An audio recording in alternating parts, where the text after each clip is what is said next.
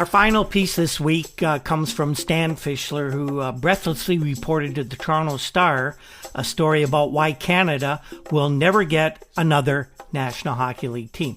Now, I don't usually do Stan Fischler stories, although when his reporting does prove to be accurate and true, I do like to report it and give him credit for that.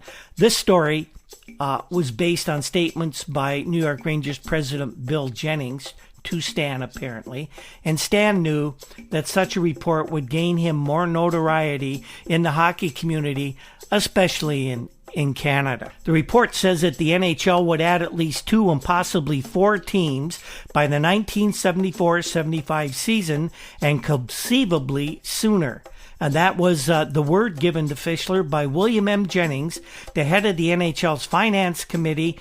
You disclosed this to Stan this week. Jennings was the architect of big league hockey expansion and regarded in many quarters as the NHL's most influential owner, according to Stan Fischler.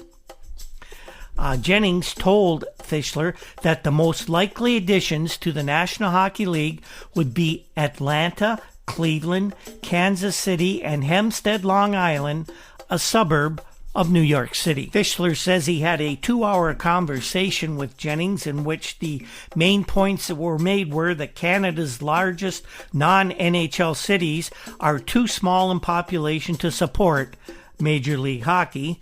Another point was that Canadian and American Collegiate Hockey Associations should adopt professional rules to facilitate the flow of those players to the big leagues, and that hockey will overtake football, baseball, and basketball in popularity with United States sports fans. Jennings apparently is also of the opinion that the National Hockey League should make much greater use of the penalty shot, and that he, Jennings, does not want to succeed Clarence Campbell as president of the National Hockey League. Jennings predicts a hockey boom in the 1970s, similar to pro footballs in the 60s. He asserts that the next area of shinny settlement will be in the Deep South.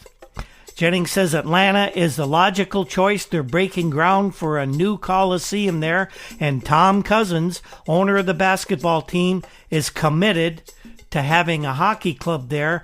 Jennings says they're very eager. Nick Maletti, who is the president of the Cleveland Barons of the American Hockey League, has made it very clear to the NHL governors that he wants into the NHL as well, and Jennings suggests that the league might be receptive to any bid from Mr. Maletti. But the surprise plum, according to Fischler, and according to Jennings, could be the Long Island entry to play out of the soon-to-be completed 14,000-seat Coliseum in Hempstead, New York, surrounded by one of the fastest-growing areas on the continent.